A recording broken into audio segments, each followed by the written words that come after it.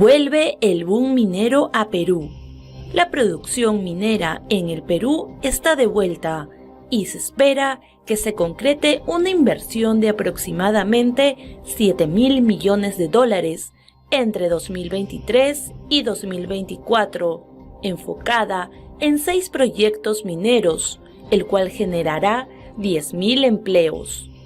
Este 2023, con una inversión de 2.947 millones de dólares, 4 proyectos comenzarán a construirse en las mineras Corani en Puno, Magistral y Antamina en Ancash, Romina en Huaral, y para el 2024, con 3.973 millones de dólares, se encuentra la mina Zafranal en Arequipa y Yanacocha en Cajamarca. De acuerdo con el ministro de Energía y Minas, esto es posible ya que se ha logrado la vuelta a la normalidad del país tras las violentas protestas. Hemos superado una etapa muy compleja que casi había paralizado la industria. Con bloqueos de carreteras, las actividades mineras están normalizadas. Cabe resaltar que la actividad minera es uno de los motores de la economía peruana y tiene un 8,3% de participación en el PBI. Además, el Perú es el segundo productor de plata, cobre y zinc a nivel mundial, y el primer productor de oro, zinc, estaño, plomo y molibdeno en América Latina, según datos oficiales. Se espera que esta reactivación suceda en todos los ministerios de la misma manera, a fin de buscar una mejoría a nivel nacional. Bien, Carlos, sin más, es un reportaje de La República, Créditos para la República, en la cual nos habla de que la situación minera realmente estamos bien. ¿Qué podríamos decir a este reportaje? O sea, tenemos como que ya se resolvió el problema de la conflictividad, todos los factores que estaban atrapando a la minería para que despegue. Tus primeras reflexiones al respecto, Carlos. Bueno, antes que nada, muchas gracias, César. Es un gusto estar en tu programa. Y bueno, para comentar un tema tan importante como es el tema de la minería, ¿no? Que es una actividad económica sumamente relevante para nuestro país. El primer comentario que surge, digamos, de lo que se acaba de presentar es que parecería que vivimos realidades paralelas, ¿no? Porque definitivamente es algo que, si bien es cierto, todos deseamos que las inversiones se materialicen, es claro y evidente que la realidad contradice lo que se acaba de presentar. Vemos que efectivamente después del proyecto Quellaveco no vemos hacia adelante una materialización de inversiones que estén proyectándose para este año o para los subsiguientes.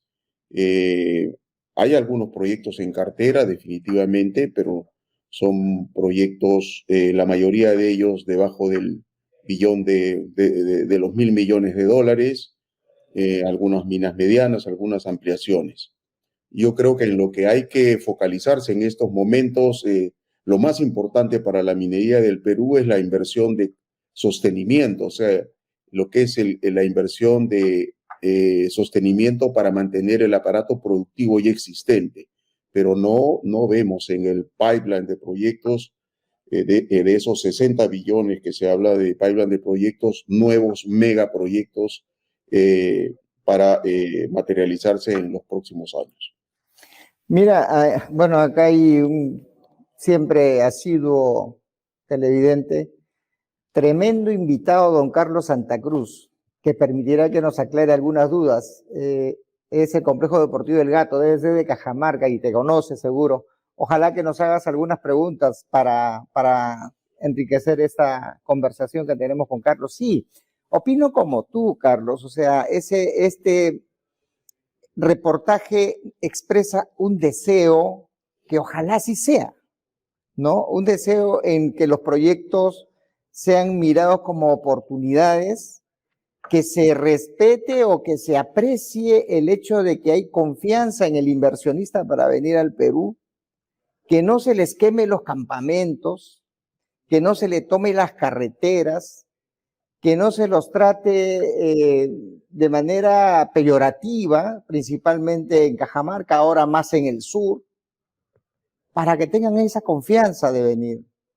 Entonces, lo que yo quisiera que me diga es cuánto de lo que se andó, porque hemos tenido un boom minero, sí hemos tenido, y nos dio buenos resultados, cuánto de lo que se andó se está desandando en este momento, en cuanto a proyectos y en cuanto a proyectos en ejecución y proyectos por ejecutar. Sí, un poco para darte una idea, en la época del superciclo de inversiones mineras en el Perú, al que te has referido, el denominado boom minero, el ritmo de inversiones anuales en el Perú estaba en el orden de los 10.000 millones. Sin embargo, esto ha venido decreciendo. No es un tema que ha ocurrido, o sea, este no es un fenómeno que ha ocurrido de la noche a la mañana. En un sector como el minero, estas cosas no ocurren súbitamente, sino es un proceso que se inició hace más de una década en el que paulatinamente se han venido deteriorando las condiciones para atraer la inversión en el país. Llámese conflictividad social, llámese señas de inestabilidad política, inestabilidad jurídica, inestabilidad política, excesos en lo que es la permisología, y esto obviamente pasa factura, ¿no? Y hoy día estamos ya en la etapa en la que esto nos está pasando factura. Lo que sí debemos de decir es que el aparato productivo del Perú ha crecido significativamente producto de los esfuerzos que se han hecho durante los últimos 30 años, 25 años, digamos, de inversión. Pero las condiciones de inversión también, tenemos que ser realistas, se han venido deteriorando, y eso es lo que hay que trabajar y hay que recuperar, cambiando la situación actual de lo que acabo de mencionar: conflictividad social, excesos de permisos, inestabilidad política y social. Mira, a ver, ahí me queda una cuestión. Hablaba de 10.000 millones promedio en el momento de máximo boom minero, 10.000 millones de dólares de inversión. Ahora, ¿en cuánto estamos? El año pasado y este año, ¿cuánto se está proyectando? Mira, cuando hablamos de 10.000, probablemente el tamaño de la minería requería, de ese entonces, requería unos 2.000 a 2.500 millones. O sea, en inversión neta, en nuevos proyectos, estamos hablando de 7.500 millones. Hoy día, el tamaño de la minería peruana es mucho mayor que hace 10 o 15 años. Hoy día, sí, para mantener ese aparato productivo se necesitan 3.500 millones en promedio aproximadamente, entre 3.500 y 4.000 millones. O sea, para mantener lo que ya existe hay que invertir esa cantidad de dinero. Para crecer. Hoy día los nuevos proyectos que se están anunciando, yo creo que escasamente superan los 1.500 millones en proyectos nuevos. Entonces estamos comparando 1.500 o 1.000 millones versus los 7.500 que existían hace 10, 15 años. Sí, eso es lo que hemos visto en el reportaje, ¿no? 7.500 millones y este año va a ser 4.000 millones, como si ya estuviera acá y como que las condiciones son favorables. Pero yo estuve mirando una cifra, no llegamos a los 1.000 millones el año pasado y menos ahora. Este año se ha contraído la inversión porque las condiciones siguen siendo complicadas, a pesar que tienes un mercado internacional favorable, ¿no? En cuanto a estos commodities, ¿no? Entonces, ¿qué se puede esperar con respecto al impulso del sector? Quiero precisar la pregunta. ¿Qué se tendría que dar como condición para que, por ejemplo, para tomar un ejemplo, Sulfuros Yanacocha salga adelante y no esté ahorita entre voy y no voy porque las condiciones son malas? Bueno, por ejemplo, tú te has referido a Sulfuros Yanacocha, un proyecto esperado en Cajamarca del orden de los 2.500 millones de dólares. Lamentablemente, el último anuncio de Newmont no es muy, digamos, muy alentador, porque Newmont, después de la compra que hizo de Newcrest, una compañía importante a nivel global, ha de alguna manera repriorizado sus proyectos. Y justamente, lamentablemente, uno de los proyectos que ha salido desfavorecido es evidente que es Sulfuros Yanacocha. Sí. Esperamos que en algún futuro cercano esto se reconsidere y se llegue a materializar esta inversión. Estos 2.000 o 2.500 millones estaban dentro de los 7.000 millones que se han anunciado, ¿no? Entonces, o sea que ya hay que descontar. Estamos hablando de posibilidades, ¿no? Pero en el mundo de las inversiones y en el mundo minero, estas situaciones se dan, y vuelvo a repetir, no son como un interruptor eléctrico, o sea, funciona o no funciona. O sea, esto, para cambiar la situación actual, requerimos trabajar mucho en el Perú, y esto es un proceso largo también. Así como nos ha tomado 10 o 15 años, probablemente 15 años, desacelerar el proceso de inversión minero en el Perú, y al punto al que hemos llegado hoy día, nos va a tomar un esfuerzo importante también y un tiempo importante volver a reactivarlo. Y eso es un esfuerzo en el que todos tenemos que sumar. Tenemos que sumar el sector privado, el sector estatal, trabajar juntos agresivamente para cambiar algo que está a la mano nuestra y que debe hacerse de manera urgente, y eso sí lo podemos acelerar, es el tema de la permisología. No puede ser que un proyecto minero requiera de más de 300 permisos para llevar adelante y que esos permisos sean tramitados en diferentes ventanillas.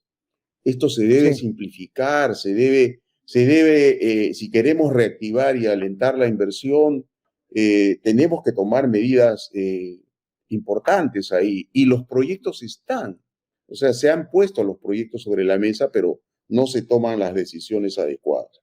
Y el otro tema es algo que es fundamental, ¿no?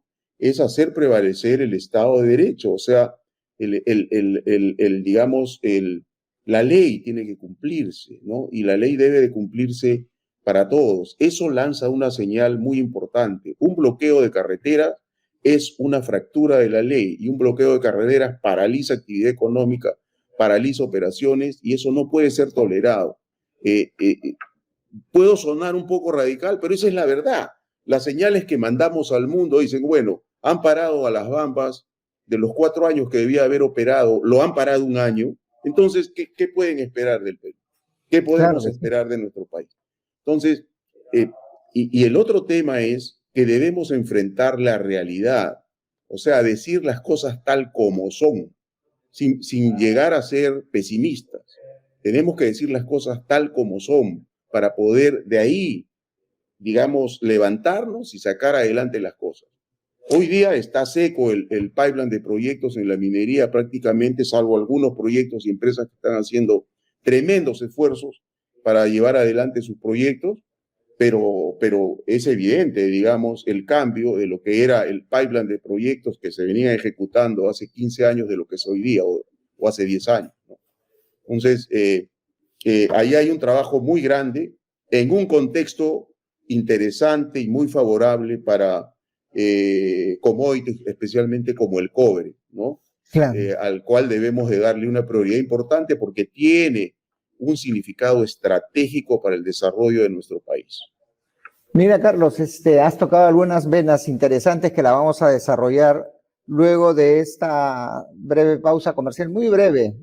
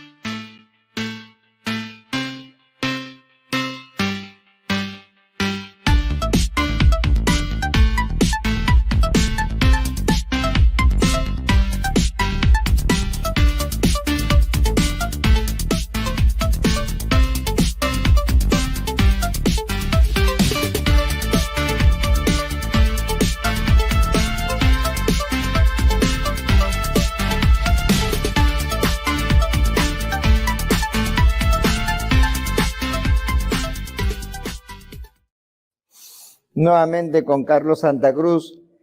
Allí el gato nos dice, y eso ya es un rum rum que está sonando, yo no sé qué nivel de información tienes, pero dice que hay actividad informal en el Cerro Quilich, Yanacocha.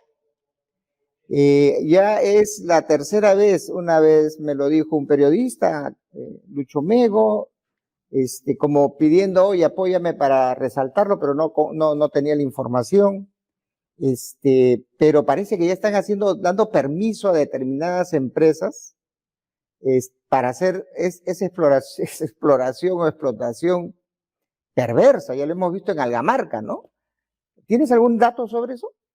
No, la verdad que desconozco, sería lamentable que eso esté ocurriendo, porque obviamente ese tipo de actividad sí estaría afectando verdaderamente al medio ambiente, ¿no? Una actividad formal en esa zona no sería perjudicial, es perfectamente factible, pero obviamente una actividad informal, ilegal en esa zona sí complicaría las cosas desde el punto de vista ambiental en la cuenca. No, y desincentiva a las personas o a las empresas o a los inversionistas que quieren entrar en un campo de formalidad con estándares exigidos a nivel internacional. O sea, ¿qué sentido tiene que yo me esfuerce si se dan esos permisos implícitos? Todavía seguimos saliendo de ese punto, todavía seguimos manteniendo ese portafolio de 56.000 millones de dólares en proyectos mineros, digamos, para arrancar. Sí, pero antes de entrar a ese punto, César, yo quisiera hacer un breve comentario sobre lo anterior. Se me acaba de ocurrir al tú mencionarlo, hacer el comentario respecto a actividad informal en la zona de Quilich, ¿no? Se acaba de suspender o postergar el proyecto Yanacocha Sulfuro, es un proyecto sumamente importante para la continuidad de la actividad en la zona minera de Cajamarca, y obviamente esto con un impacto tremendo al canon minero que usualmente recibe la región. La zona de Quilich es una zona perfectamente minable. Ahí no hay ningún colchón acuífero y eso se puede discutir técnicamente perfectamente. Y si la comunidad o, digamos, las autoridades están listas a discutir, esa es una oportunidad real para Cajamarca para poder hacer una actividad minera responsable en esa zona y poder generar beneficio para todos, no solo para la actividad privada, sino principalmente para la comunidad. Y eso está ahí. De la inversión que se hace en minería, el 50% prácticamente de las utilidades van a la comunidad. Eso está demostrado con cifras, con números. No es que se lo lleven todo, como se dice usualmente y normalmente, gente con muy poco conocimiento, con un discurso muy alarmista y lamentablemente destructivo, se expresan así de la minería. Y esta es una salida para Cajamarca de corto plazo, porque es un proyecto que se puede poner en producción en muy breve tiempo. Mira, a mí no solamente es desconocimiento o no tener la información precisa, para mí también es mala leche. Grufides trabajó en aquellos años de manera despiadada para construir mitos sobre el Cerro Quilich. Y lo que hizo, y las autoridades en ese tiempo hicieron más caso a la turba que a la lógica y que a la ciencia. Y ahora, ojalá que no se esté dando, ojalá que sea sencillamente un comentario, un murmullo, pero de sería catastrófico. Yo no sé dónde se van a meter estas instituciones que con plata donada hacen daño al país, ya sería en el medio ambiente y en la parte económica ya lo hicieron hace rato. Javier Pereira, nuestro común amigo, nos ha dejado una inquietud, no sé si tú lo ves ahí en tu máquina, en tu laptop. Él dice, el escenario en el que nos encontramos en estos momentos es parecido al del 2012. Inestabilidad política y socioeconómica. Es el momento de generar un punto de quiebre que nos permita construir una propuesta que permita el mayor beneficio para la mayoría de los cajamarquinos. Es un deseo pero hay veces esos buenos deseos tienen que complementarse con acciones. No sé cuál es tu opinión. Bueno, el momento es complicado, pero curiosamente el mercado es muy favorable. Hacia el futuro, mire, Cajamarca tiene las reservas de cobre, es una de las zonas con reservas de cobre más importantes para el país.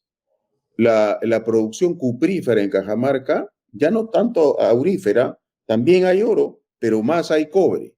La producción de cobre en Cajamarca puede añadir 1 millón, por lo menos, entre 1 millón a 1.5 millones de toneladas de cobre fino a la producción total del Perú. Actualmente la producción total del Perú en cobre fino está en el orden de los 2.7 millones de toneladas aproximadamente, creciendo poquito a poco hacia los 3 millones.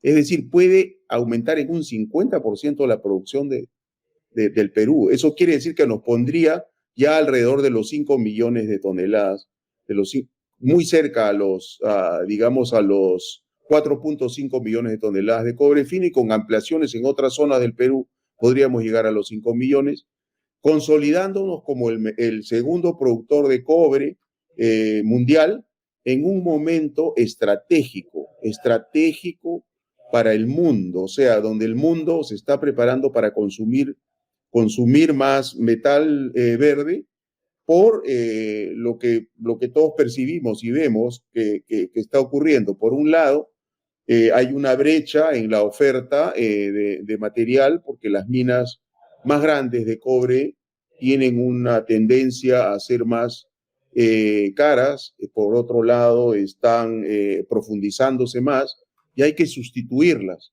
Y tiene que haber nuevos proyectos. Eso por un lado.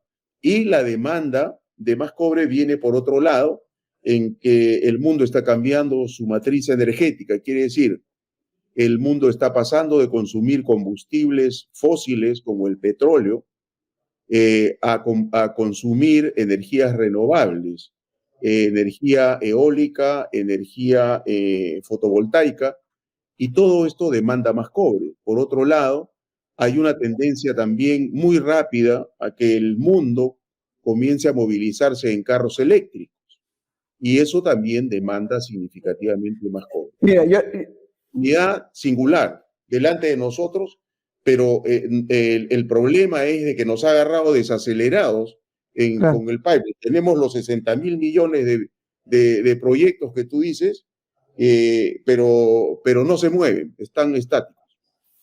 Por una razón obvia, ¿no? Inestabilidad política, violencia social, mensajes distorsionados, ONGs que se encargan de demonizar a una de las inversiones más importantes del país. Yo pondría en lo que acabas de manifestar, primero la importancia de la actividad cuprífera.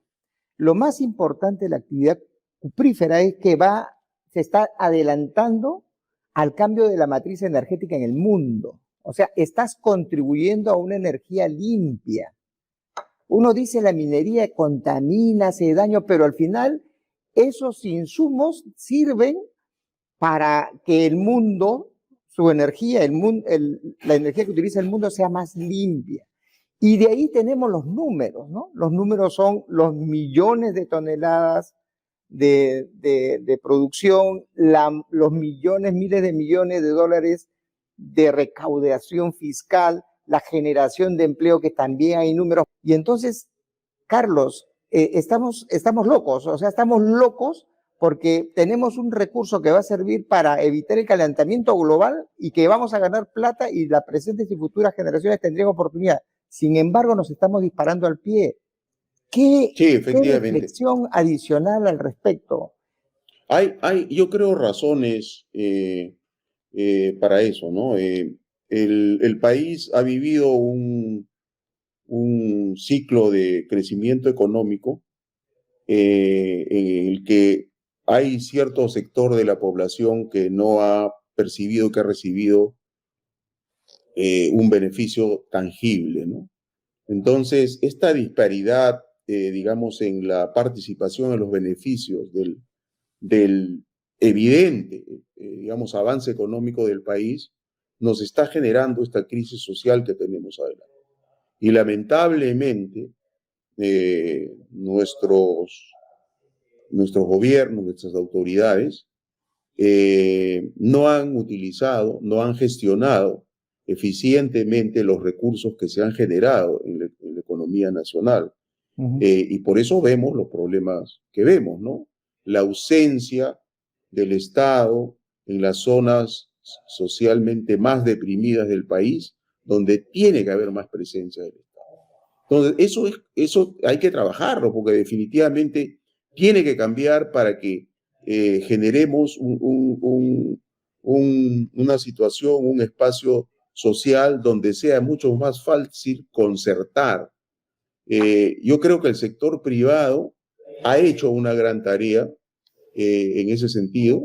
Se ha aprendido mucho durante los 30 años respecto a manejo ambiental, a manejo de relacionamiento con el entorno, con todos los problemas que han habido y con todos los inconvenientes que se han tenido que enfrentar, pero quien se ha quedado rezagado significativamente es el Estado, es el gobierno de turno en cada caso, y no se ha logrado esa presencia. Sabemos que tenemos un gobierno que no tiene todos los recursos, que es un gobierno que enfrenta dificultades, y desde esa perspectiva el sector privado tendrá que hacer más esfuerzo, eso definitivamente, y yo creo que se viene trabajando en ese sentido, pero no es suficiente porque la mesa tiene tres patas: el sector privado, sector público y la comunidad. Y el gobierno, que es el sector público, tiene que estar presente, y ha sido el gran ausente, y ha dejado que se cultive y que crezca, que se entronque una relación bilateral entre el sector privado y la comunidad que no es sostenible sin la presencia del Estado. Entonces, cualquiera patea el tablero. Eso es un tema clave. Carlos, regálame un par de minutitos más o unos 5 minutitos más, porque yo te pedí media hora, pero ya nos estamos pasando. Hay una pregunta que creo que la has respondido en cierta forma. Víctor Vázquez Villanueva: si la política de distribución del canon es un desastre, entonces ¿cómo plantear un nuevo esquema redistributivo del canon para tangibilizar los beneficios a los ciudadanos? Y yo te quiero contar un poco de lo que conozco. Por ejemplo, hay en privados y privados. El canon minero va al Estado, y el Estado debería orientarlo a promover una actividad privada para que sea competitiva. Me pongo en el caso te hablaba de Carlos Añaño. Él tiene un emprendimiento que es Inca Chip, ¿no? Papas nativas en Ayacucho, lo empaqueta, lo procesa y lo lleva al extranjero, pero allí se podría impulsar con mayor fuerza si es que el Estado asigna inteligentemente los recursos para que los agricultores tengan mayores niveles de competitividad en la producción agrícola. Y entonces habría una relación muy armoniosa. No sé, creo que tú cuando estabas en Yanacocha hacías muchos esfuerzos para asociar la actividad minera con emprendimientos locales. ¿Qué experiencia nos podrías contar? Bueno, yo creo que la mejor experiencia que tenemos, bueno, hay dos aspectos en esto, dos aspectos importantes. Si algo tenemos en el sector privado, y eso bueno, es una realidad innegable, en todo nuestro sector privado lo que tenemos es capacidad de gestión. Yo creo que ese es el gran valor, aparte de las rentas que se pueden generar y para beneficio, digamos, de todos. La capacidad de gestión es un activo importantísimo, y es algo importantísimo porque tenemos deficiencia de capacidad de gestión a nivel gobierno. Entonces, una experiencia muy importante fue el tema creo que fue durante el gobierno de Alan García, si no me equivoco, en que se dio un dispositivo en el cual parte de la contribución de las empresas iba a financiar un esfuerzo de gestión en el cual participaban las empresas del sector privado y los gobiernos regionales y gobiernos municipales. Los tres se sentaban, o sea, el gobierno local, el gobierno regional y la empresa generadora de la renta, se sentaban a trabajar, a trabajar juntos y gestionar un portafolio de proyectos que podían ser de infraestructura, que podían ser de emprendimiento, que podían ser de servicios. Lo que digamos, se buscaba era aprovechar la capacidad de gestión del sector privado, aprovecharla en la gestión de proyectos públicos.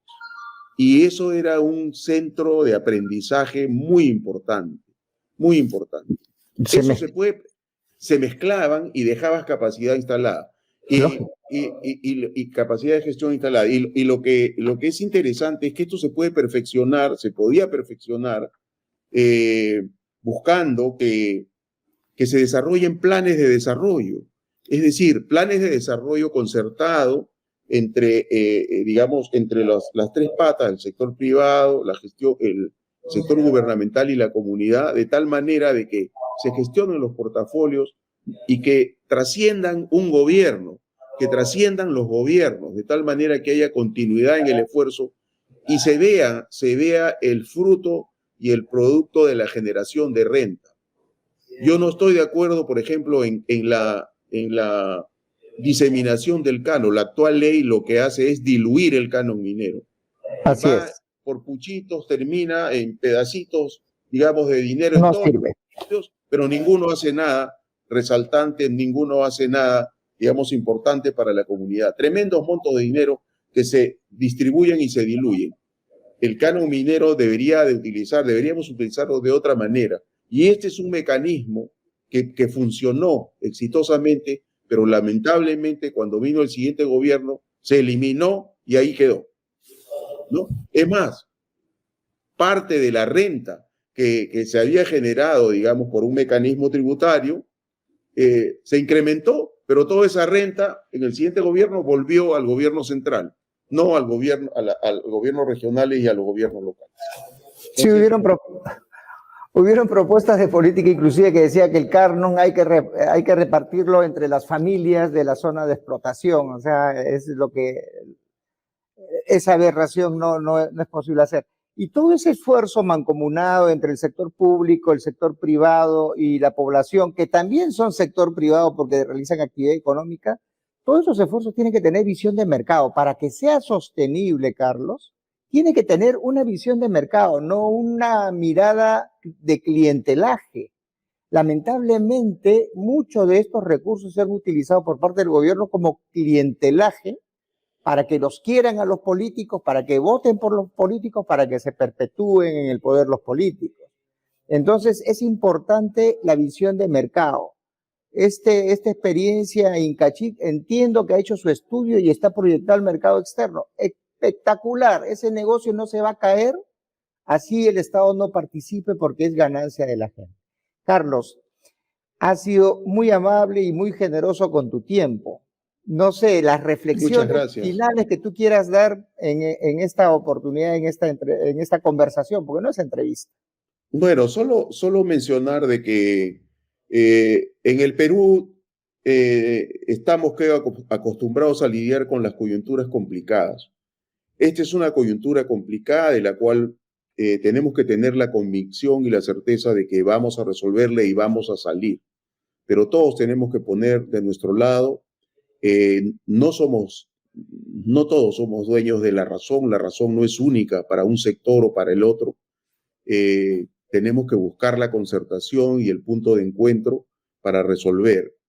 Es importante que nos sentemos a buscar un acuerdo nacional, a bajar el nivel de conflictividad y concretamente a ir buscando que mejore el clima de inversión en nuestro país, porque definitivamente no hay forma de mejorar, digamos, y de salir de la pobreza si no generamos más renta, si no generamos más crecimiento y si esa renta no la distribuimos de mejor manera como lo hemos hecho en el pasado. O sea, por ahí va la cosa, hay salida, el país tiene un gran potencial, tenemos que seguir trabajando duro para materializar el beneficio y una mejor distribución para todos.